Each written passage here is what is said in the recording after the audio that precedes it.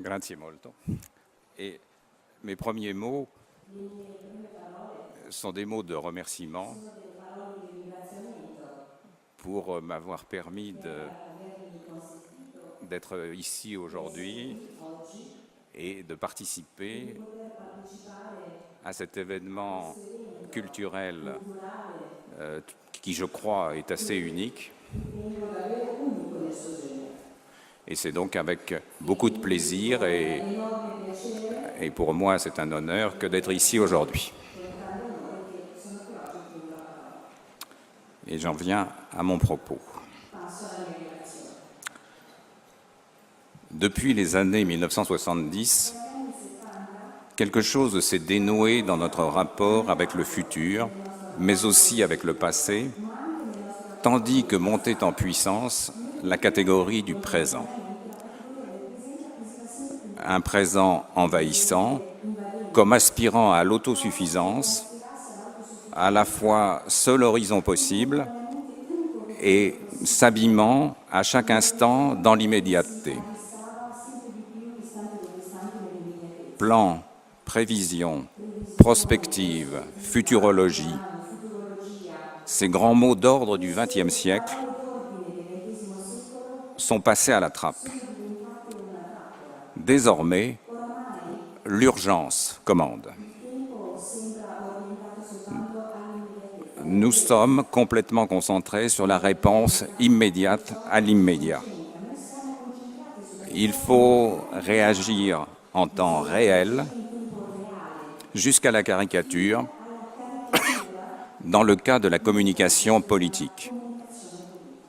Ou, autre attitude, inverse à première vue, mais qui ramène aussi sur le seul présent, le futur n'est que trop prévisible. Confronté à une irréversibilité dont nous avons été les initiateurs, nous sommes entrés, dit-on de plus en plus, dans le temps des catastrophes. Le temps n'est plus promesse, mais menace. Cette transformation de nos rapports au temps est venue dessiner une configuration inédite, celle que je propose de nommer présentisme. Comme si le présent, celui du capitalisme financier, de la révolution de l'information, d'Internet, de la globalisation, mais aussi de la crise ouverte en 2008, comme si ce présent absorbait en lui les catégories devenues plus ou moins obsolètes du passé et du futur. Comme si, devenu à lui-même son propre horizon, il se muait en un présent perpétuel. Avec lui sont venus au premier plan de nos espaces publics ces mots qui sont aussi des mots d'ordre, des mots valises et qui se traduisent par des politiques. Mémoire, patrimoine, commémoration, identité, etc. Ce sont là autant de manières de convoquer du passé dans le présent, en privilégiant un rapport immédiat, faisant appel à l'empathie et à l'identification. Il n'est que de visiter les mémoriaux et autres musées d'histoire inaugurés en grand nombre à travers le monde ces dernières années pour s'en convaincre. En outre, ce présent présentiste s'est entouré de tout un cortège de notions ou de concepts plus ou moins détemporalisés. Modernité, postmoderne, mais aussi globalisation et même crise. Qu'est-ce en effet qu'une crise systémique, sinon une crise qui dure, qui n'est donc plus ce moment décisif que scruter l'œil du médecin grec pour établir son pronostic. Avec la crise systémique, on se trouve pris dans une sorte de présent perpétuel, celui justement de la crise du système. On est passé, si je puis dire, d'Hippocrate à Sisyphe qui ne cesse de rouler son rocher. Sous le nom de présent, le contemporain, terme beaucoup scruté ces dernières années, est devenu un impératif sociétal et politique. Une évidence indiscutable. De fait, une pression tout à la fois diffuse et appuyée, venue des médias, des bailleurs de fonds, aussi bien publics que privés, s'exerce pour que toutes les institutions se tournent davantage vers le contemporain et répondent mieux et plus vite à ce qu'on appelle la demande sociale. De quoi est-il composé, ce contemporain? Une série de mots dont l'usage s'est imposé sont une manière de le reconnaître et de le dire. À défaut de grands récits, circulent en revanche des maîtres mots qui fonctionnent comme support de toutes sortes de récits fragmentaires et provisoires. Incontournables, ces mots sont devenus les mots de passe du contemporain. Il y a d'abord le quatuor que j'ai déjà cité, formé par la mémoire, la commémoration, le patrimoine, l'identité, auquel il faut à tout le moins adjoindre le crime contre l'humanité, la victime, le témoin, d'autres encore. À bien des égards, patrimoine, identité, mémoire sont des mots d'ordre pour tant d'incertitudes. Cela vaut particulièrement pour l'identité nationale. Elle peut signifier le passé national, c'est-à-dire les générations passées de notre pays. Elle concerne alors la situation figée, puisque le passé s'est déroulé. C'est un objet historique. En revanche, le futur, qui est l'autre face de l'identité nationale, signifie que nous avons une identité pour autant que nous avons un futur et nous avons un problème d'identité pour autant que nous avons un problème avec notre futur. Le problème d'identité posé au niveau collectif implique la difficulté à se représenter un avenir qui soit notre avenir. Le milieu des années 1980 a coïncidé avec la pleine émergence du phénomène mémoriel dans l'espace public sous de multiples formes. En France, le premier volume des lieux de mémoire de Pierre Nora paraît en 1984 et Shoah, le film de Claude Lanzmann, est projeté en 1985. Nombreux, je l'ai dit, les mémoriaux et les musées de la mémoire créés dans les 30 dernières années, un peu partout dans le monde, de l'Holocaust Memorial de Washington en 1993, aux multiples musées de la mémoire, accompagnant les diverses transitions démocratiques ou plus ou moins démocratiques. Comme tout mot d'époque,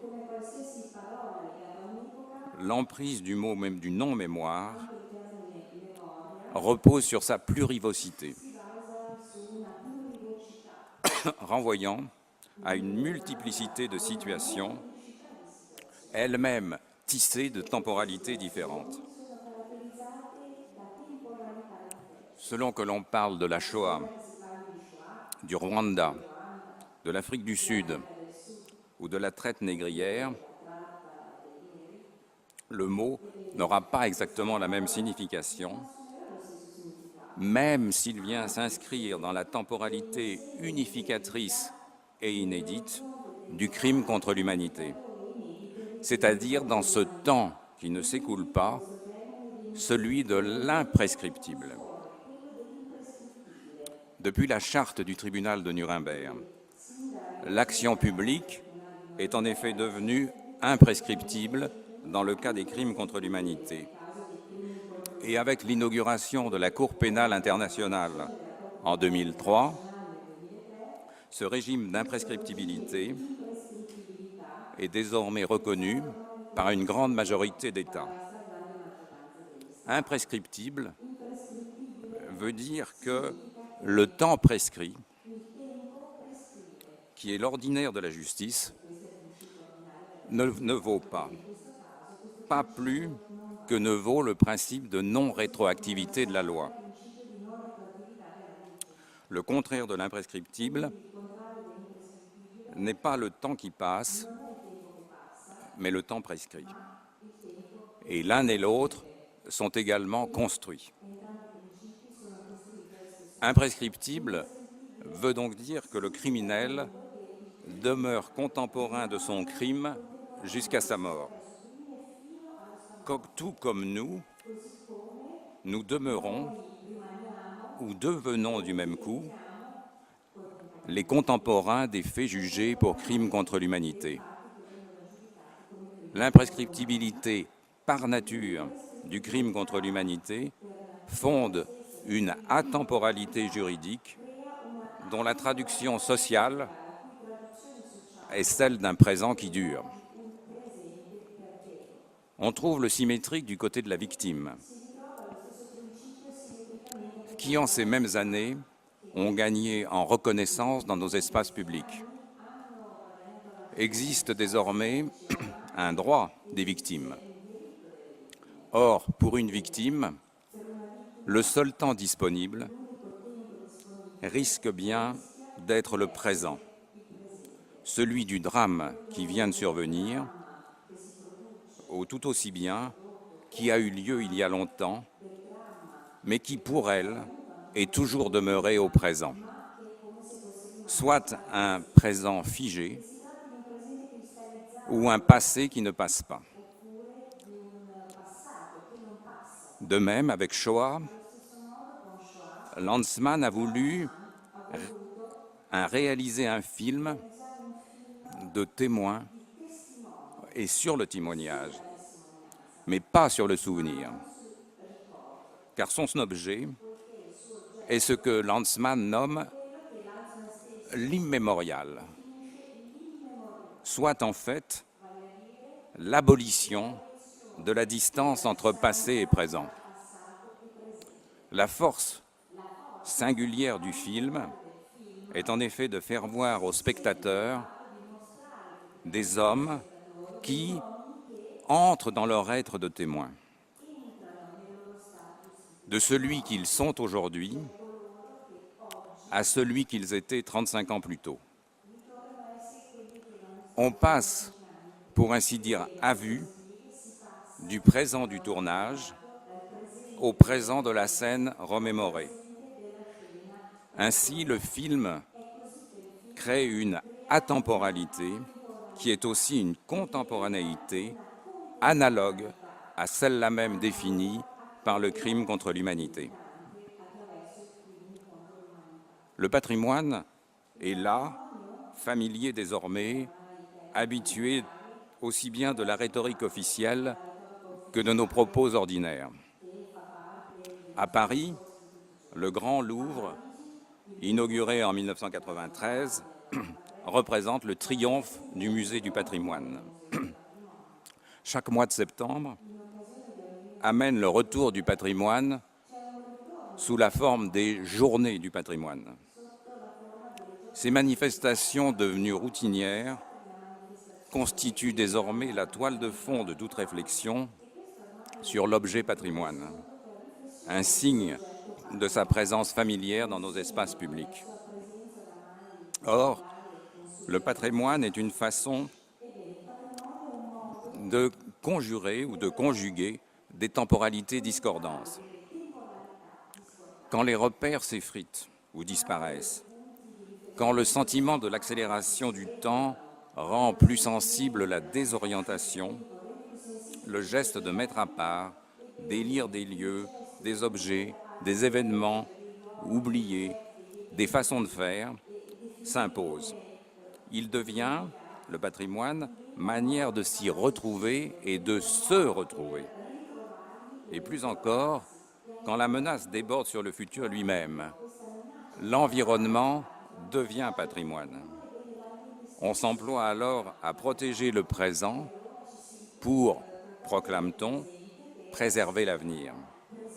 C'est là l'extension la plus récente et la plus considérable de la notion, qui est devenue une notion opératoire, à la fois en direction du passé et du futur, sous la responsabilité d'un présent qui se vit, qui se perçoit, miné par un passé de violence et menacé par un futur de catastrophe. Inventorier les multiples usages actuels de la notion de patrimoine en fait apparaître aussitôt la plasticité et l'élasticité. Aujourd'hui, le patrimoine se trouve pris entre l'histoire et la mémoire. Il relève de l'une et de l'autre, participe du régime de l'une et de l'autre, même s'il est désormais entré de plus en plus dans la sphère d'attraction de la mémoire. De l'histoire, nous est en effet venu le monument historique. Il a pris toute sa place dans une histoire conçue comme nationale et a induit une administration des formes de savoir et d'intervention qui ont été celles, en France, du service des monuments historiques. En parallèle, le musée soustrayait des objets au temps ordinaire pour les donner à voir, théoriquement pour toujours, aux générations successives, puisque leur sélection les rendait en principe inaliénables. Mais aujourd'hui, au nom même d'une meilleure gestion des collections, des interrogations se font jour sur ce point. Pourquoi le musée, qui doit valoriser son patrimoine, lever des fonds en le faisant circuler, ne pourrait-il pas également vendre pour acheter et devenir un acteur du présent et pour lui? À cette première acception du patrimoine en auxiliaire de l'histoire est venue s'ajouter celle de sa reprise par la mémoire. Devenant aussi un mot d'époque, patrimoine renvoie au mal-être du présent. Le concept moderne d'histoire, celui d'une histoire processus et développement, incorporait la dimension du futur et établissait du même mouvement que le passé était du passé. Il était dynamique. Selon cette perspective, le patrimoine était conçu comme un dépôt historique à transmettre, à préserver pour être à même de le transmettre. Mais avec les doutes sur le futur et la perte d'évidence de l'histoire, le patrimoine s'est, si je puis dire, mémorialisé et présentifié. On parle de patrimonialisation. Et à la limite, tout est susceptible de devenir patrimoine pour rendre plus habitable le présent, pour y marquer des repères et ainsi le préserver. Mais ce qui, dans cette nouvelle économie du patrimoine, fait dès lors question, c'est la visée du futur et la transmission elle-même. Les musées font face aux mêmes problèmes. On leur demande de se faire toujours plus contemporain du contemporain, en collant toujours de plus près aux injonctions d'un présent à la fois omniprésent et évanescent. Comment se présentifier eux aussi, en organisant toujours plus d'événements, des expositions temporaires, qui viendront grossir le chiffre des entrées. À la limite, un musée sans collection permanente serait le plus à même d'être un musée du présent, soit un musée qui bouge sans cesse, parce que pleinement au présent, ou enfin présentiste. Ces déplacements, ou ce basculement de nos rapports au temps, sont-ils les marques d'un phénomène transitoire ou durable. Nul ne le sait encore vraiment, même si la balance penche désormais du côté du durable. Les divers appels à la reprise dans l'économie et à la sortie de ce qu'on appelle aussi le court-termisme sont plus incantatoires qu'autre chose. Pour le philosophe Marcel Gauchet, s'est joué là un changement de rapport à l'histoire. Je le cite, « Il a pris la forme d'une crise de l'avenir dont l'évanouissement de l'idée révolutionnaire n'a été que le symptôme le plus voyant. Avec la possibilité de se représenter l'avenir, ce qui entre en crise, c'est la capacité de la pensée de l'histoire de rendre intelligibles nos sociétés, la nature de nos sociétés, sur la base d'une analyse de leur devenir, et par conséquent sa capacité à leur fournir des guides pour leur action transformatrice sur elle-même, au titre de la prévision et du projet. » Fin de citation. Ce changement d'expérience du temps, c'est justement ce que le concept moderne d'histoire n'arrive pas ou plus à appréhender. Foncièrement futuriste, il n'est plus suffisamment opératoire pour saisir le devenir de sociétés qui tendent à s'absorber entièrement dans le seul présent et qui ne savent plus comment régler leur rapport avec un futur de plus en plus communément perçu, en Europe du moins, sur le mode de la menace, voire de la catastrophe qui vient, en marche.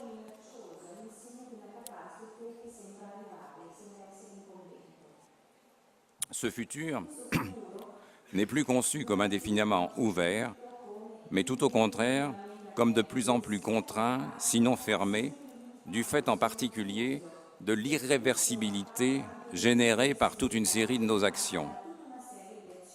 On pense aussitôt au réchauffement climatique, aux déchets nucléaires, aux modifications du vivant, etc. Nous découvrons de façon de plus en plus accélérée et de plus en plus précise que le futur non seulement s'étend de plus en plus loin devant nous, mais que ce que nous faisons ou ne faisons pas aujourd'hui a des incidences sur ce futur si lointain qu'il ne représente rien à l'échelle d'une vie humaine.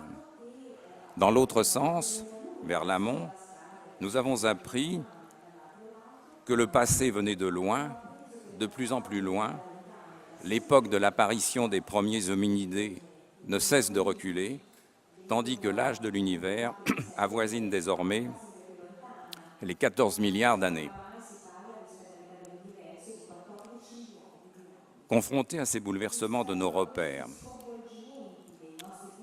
et rappelons-nous simplement que la chronologie des 6000 ans de la Bible a plus ou moins tenu le coup jusqu'au XVIIIe siècle. Nous sommes tentés de dire stop, de prôner un retour en arrière, de retrouver des paradis perdus. L'industrie des loisirs a immédiatement saisi le parti qu'elle pouvait tirer des îles paradisiaques et autres territoires vierges où le vacancier achète des expériences bien calibrées de décélération programmée. Sur les menaces et les peurs que ces bouleversements nourrissent, peut en outre venir se greffer une forme de terreur de l'histoire. Un certain écologisme radical ou fondamentaliste mène dans cette direction.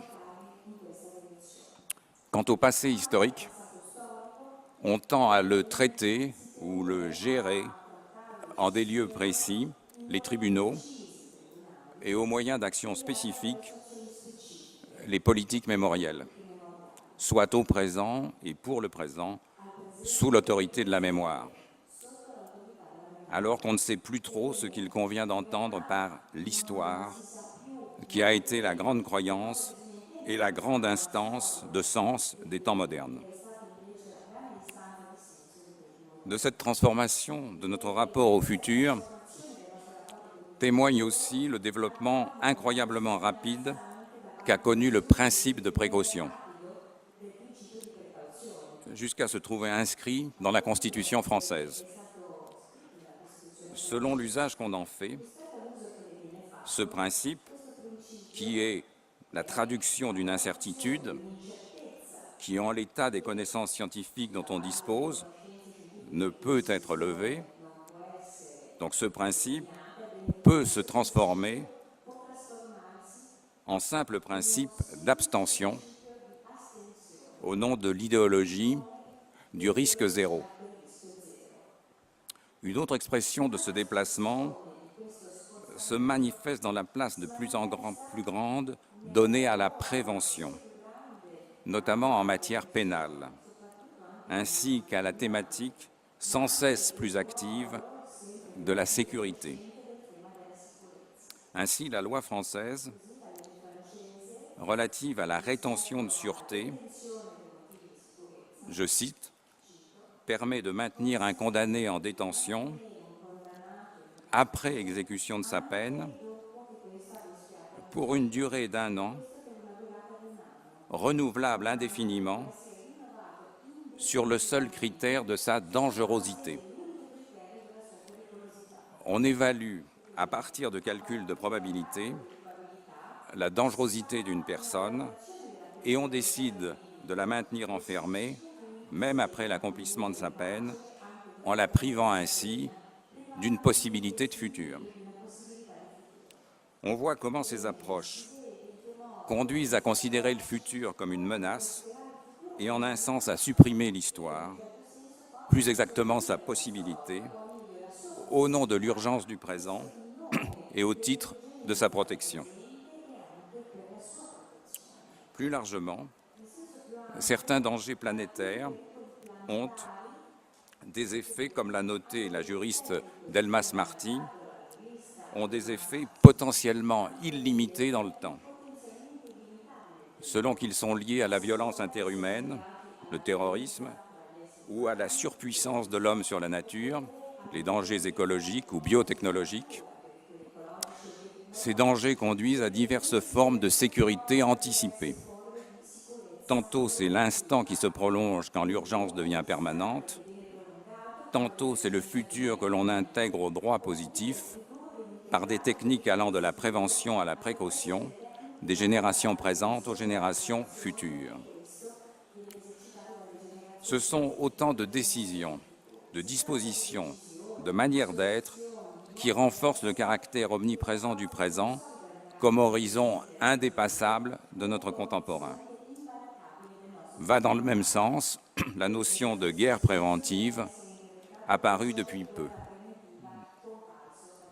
Le futur, enfin, est devenu un fardeau dont personne, que ce soit les entreprises ou les institutions, ne veut plus se charger.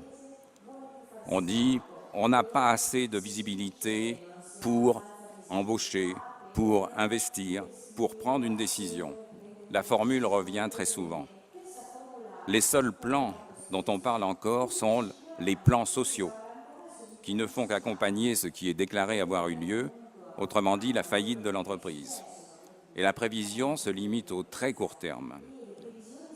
En revanche, il faut être réactif, toujours plus mobile et flexible. Du futur, faisons table rase ou peu s'en faut.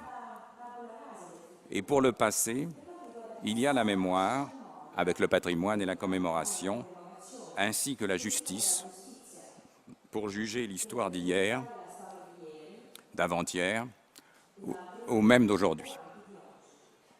Ces questions ne sont pas simples, mais on perçoit comment ces approches conduisent toutes à considérer le futur avant tout comme une menace, à conjurer pour protéger le présent. On s'en remet à la technologie. On fait tourner des ordinateurs toujours plus puissants et sans cesse plus rapides. Sur les marchés, gagne celui qui peut acheter ou vendre une fraction de seconde avant les autres. On fait des simulations, on multiplie les tableaux, on démultiplie les batteries d'indicateurs à renseigner. On écoute et on enregistre tout avec l'idée de conserver ces données pour toujours.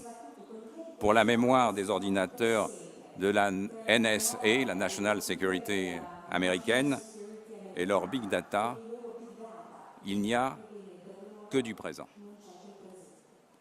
À l'immédiateté du temps des marchés ne peuvent évidemment s'ajuster ni le temps de l'économie, ni même le temps politique, ou plutôt les temps politiques. Parmi les temps politiques, il y a celui impérieux des calendriers électoraux, celui aussi qui est connu depuis toujours, qui consiste à gagner du temps en décidant de remettre la décision à plus tard. Et puis, celui, le dernier venu, et pas le moins exigeant, de la communication, le temps de la communication politique, par tweet désormais, et en temps réel. Plus gravement, nos déjà vieilles démocraties représentatives découvrent qu'elles ne savent trop comment ajuster les procédures et les rythmes de la prise de décision à ces tyrannies concurrentes et concomitantes, celle de l'instant, mais aussi celle d'un futur déjà quasiment joué, et souvent celle d'un passé traumatique ou criminel. Et tout cela sans risquer de compromettre ce qui, justement, en a fait peu à peu des démocraties. Le courrier électronique et le tweet sont de redoutables instruments présentistes. On le constate chaque matin. Les débats parlementaires sont de plus en plus souvent critiqués comme perte de temps et les consultations par voie électronique se répandent. Mais immédiateté et démocratie vont-elles nécessairement ensemble? L'école, l'institution qui est par nature tournée vers le futur, n'échappe pas à ces remises en cause. Elle garantissait l'autorité du professeur au nom d'une promesse de réussite différée dans le temps, mais réelle. Mais dès lors que l'avenir est perçu comme fermé, elle est déstabilisée et il devient facile de lui reprocher de mal préparer au présent. D'où des réformes incessantes qui suppriment ceci, ajoutent cela, sans jamais à faire tenir ensemble des objectifs contradictoires. Aujourd'hui, l'école est perçue comme un service où les échanges sont régis par les calculs d'intérêt à court terme. On a les yeux rivés sur l'efficacité immédiate de savoirs instrumentaux acquis au moindre coût. L'obsession des compétences, notion hétéroclite sous laquelle on met des choses fort diverses, relève du productivisme scolaire, tendant à réduire la transmission à une transaction. Plus généralement, les élèves veulent savoir, mais pas apprendre. Le progrès technique nous fait croire qu'on peut savoir immédiatement, en un clic, sans avoir à apprendre, en faisant justement l'économie du temps de l'apprentissage, puisque Google ou Wikipédia ont toujours une réponse immédiate.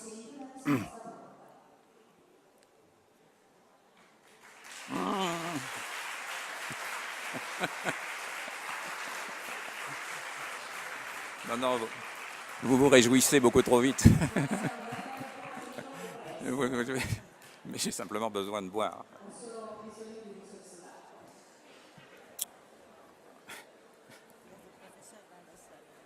Dans ce que je nomme l'ancien régime d'historicité, avant 1789, pour prendre une date symbolique, les acteurs avaient certes leur présent, vivaient dans ce présent, essayaient de le comprendre et de le maîtriser. Mais pour s'y repérer et donner sens à leur expérience historique, ils commençaient par regarder du côté du passé, avec l'idée qu'il était porteur d'intelligibilité, d'exemples, de leçons. Et l'histoire était l'inventaire de ces exemples et le récit de ces leçons. Dans le régime futuriste, c'était au régime moderne, c'était l'inverse. On regardait du côté du futur, c'est lui qui éclairait le présent et qui expliquait le passé. C'était vers lui qu'il fallait aller au plus vite. Il orientait les expériences historiques et l'histoire était téléologique. Le but indiquait le chemin déjà parcouru et celui qui restait encore à accomplir. 1789 traduisait la mise en marche, l'irruption dans le monde d'une expérience du temps portée par le progrès. Un temps perçu comme acteur et actif dans lequel le futur devient la catégorie prépondérante. La Bastille est prise le 14 juillet. En soi, l'affaire n'est pas considérable, mais le symbole l'est. Ces tours incarnent le despotisme et l'arbitraire de la monarchie absolue. Aussi, dès le 15 juillet, commence sa démolition. Et il ne sera pas donné à la vieille forteresse de devenir une ruine.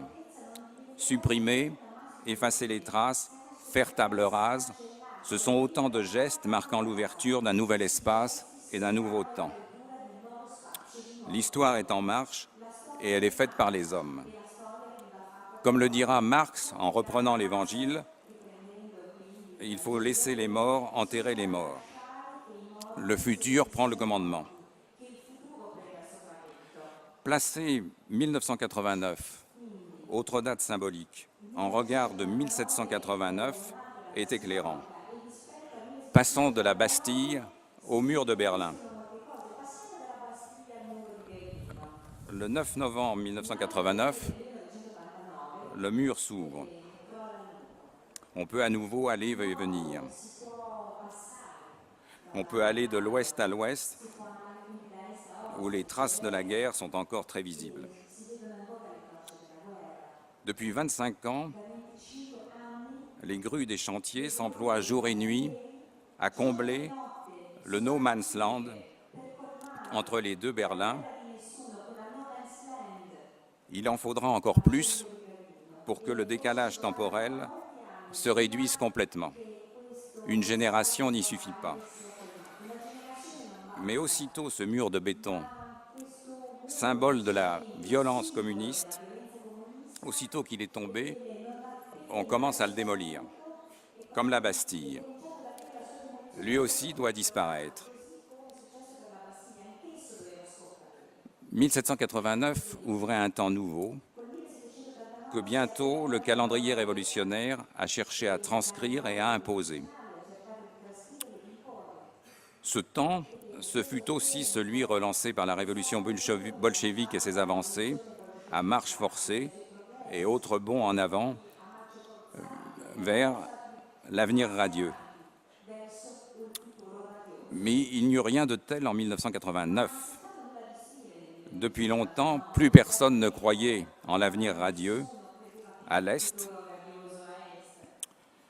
Quant à l'Ouest, il faisait l'expérience, depuis la fin des années 1970, d'un double phénomène. Une montée de la mémoire et une fermeture du futur.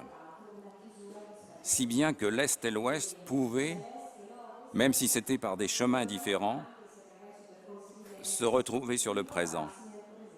L'Est voulait enfin avoir droit à un présent qui ne soit plus sacrifié à un hypothétique avenir, et l'Ouest était entré dans le présentisme. Ce présent qui prétendait être à lui-même son propre horizon, tout en conférant le premier rôle à la mémoire. Le présent pouvait ainsi jouer comme point de rencontre et dénominateur commun, même si, encore une fois, sa texture n'était pas exactement la même des deux côtés. Si bien que, une fois l'emballement de la réunification allemande passé, il n'est pas surprenant qu'on soit allé de détruire le mur au plus vite et en effacer les traces, à conserver, préserver, voire restaurer des pans du mur. Il ne doit ni devenir une ruine, mais le béton ne s'y prête guère, ni ne doit complètement disparaître du paysage urbain. Il faut à la fois effacer et ne pas oublier. Pour cela, la solution a été d'en faire un lieu de mémoire. La notion était là, disponible. Il y a un devoir de mémoire à remplir, des morts à honorer, une leçon à donner à voir, un message à transmettre aux nouvelles générations. L'aboutissement de ce programme a été l'installation d'un vaste mémorial du mur en 1998. L'élément central en est constitué par un segment du mur montrant sur une soixantaine de mètres le dispositif tel qu'il était avant la chute. Aux deux extrémités, deux plaques d'acier hautes de 6 mètres, placées perpendiculairement au mur, ferment l'espace. Le rideau de fer est bien là. L'espace est coupé, le temps arrêté. Vous pouvez le contempler du haut de la terrasse du centre des visiteurs, depuis l'ouest donc. La muséification est arrivée à son terme. Expression violente de l'échec du futurisme de l'Est, les vestiges du mur sont pleinement entrés dans le présentisme, celui habité par la mémoire et rythmé par les commémorations. On vient de célébrer le 25e anniversaire de sa chute. La singularité du régime présentiste tient à ce qu'il n'y a finalement plus que du présent. Chacun en fait l'expérience dans son quotidien, personnel comme professionnel. Dans ce régime-là, on ne sait plus quoi faire du passé, puisqu'on ne le voit même plus, et l'on ne sait plus quoi faire de l'avenir qu'on ne voit pas davantage. Il n'y a plus que des événements se succédant ou se télescopant auxquels il faut réagir dans l'urgence, au rythme incessant des bandeaux défilants, des breaking news. Avec Internet, se sont désormais imposés le temps réel, la simultanéité de tout avec tout et le continu. Tout apparaît sur le même plan dans un présent aussi étendu que le réseau lui-même. Dans cette nouvelle condition numérique, qui est aussi une nouvelle condition historique, articuler passé, présent et futur devient plus problématique que jamais, mais apparaît d'autant plus nécessaire, et cela, alors même que sur fond de globalisation, semble reculer la possibilité d'un récit commun. À chacun sa mémoire, son site et son blog, selon une incessante et changeante démultiplication. Le présentisme ne suffit sûrement pas à rendre compte de la crise actuelle, mais peut-être vient-il souligner les risques et les conséquences d'un présent omniprésent, omnipotent, s'imposant comme seul horizon possible du vivre ensemble. On nous a rebattu les oreilles avec le mauvais capitalisme financier, à courte vue, par opposition au bon capitalisme industriel des managers d'autrefois ou de naguère encore. Mais depuis que les historiens se sont penchés sur l'histoire du capitalisme, ils ont reconnu sa plasticité. S'il y a une certaine unité du capitalisme depuis l'Italie du XIIIe siècle jusqu'à l'Occident d'aujourd'hui, c'est, concluait Fernand Braudel, dans cette plasticité à toute épreuve qu'il faut en première instance la situer, soit dans sa capacité de transformation et d'adaptation. Une fois surmontée dans l'urgence, la crise financière de 2008 a régné et règne partout une extrême difficulté à voir au-delà. On réagit plus qu'on agit. Et l'Europe ne cesse de nous le montrer. D'où la valeur rassurante d'une formule comme la reprise. Reprendre, c'est en effet repartir de là où on en était resté et retrouver la route qu'on connaissait déjà. Ces dispositions sont directement liées à notre incapacité collective à échapper à ce qu'on nomme couramment désormais court-termisme et que je préfère appeler présentisme. Le présent seul, celui de la tyrannie de l'instant et du piétinement d'un présent perpétuel. Parler de présentisme n'implique en rien de se placer dans un registre qui serait celui de la nostalgie. d'un régime antérieur supposé meilleur. Pas plus que dans celui de la dénonciation, et pas davantage dans celui d'un simple acquiescement à l'ordre présent du temps. Parler d'un présent omniprésent ne dispense pas, tout au contraire, de s'interroger sur des sorties possibles du présentisme. De plus, loin d'être uniforme et univoque, ce présent présentiste se vit très différemment selon la place qu'on occupe dans la société. Avec d'un côté un temps des flux, de l'accélération et d'une mobilité valorisée et valorisante. De l'autre, du côté de ce que le sociologue Robert Castel a nommé le précariat, un présent en pleine décélération, sans passé, sinon sur un mode compliqué, plus encore pour les immigrés, les exilés, les déplacés, et sans vraiment de futur non plus, puisque le temps du projet leur est inaccessible. Le présentisme peut ainsi être un horizon ouvert ou fermé, ouvert sur toujours plus d'accélération et de mobilité, refermé sur une survie au jour le jour et un présent stagnant. À quoi il faut encore ajouter cette autre dimension évoquée en commençant de notre présent, celle d'un futur perçu non plus comme promesse, mais comme menace.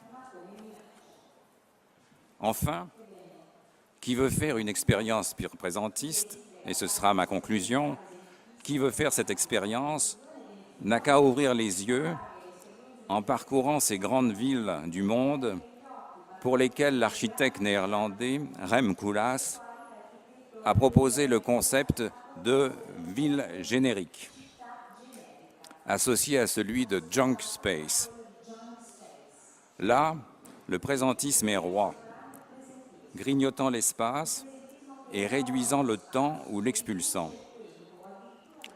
Libérée de l'asservissement au centre, la ville générique est sans histoire, même si elle est fort soucieuse de se doter d'un quartier alibi, où l'histoire revient comme une prestation, avec des petits trains ou des calèches. Et si malgré tout, il y a un centre, il se doit, et je reprends les expressions de Koolhaas, en tant que lieu le plus important, il se doit d'être simultanément le plus neuf et le plus ancien, le plus fixe et le plus dynamique. Quant au junk space, il est, je cite encore, je sais pas ce que c'est, bon, c'est la ville générique qui avance.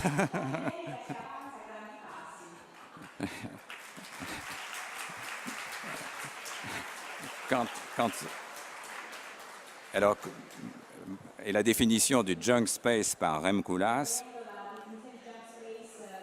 il est le produit de la rencontre de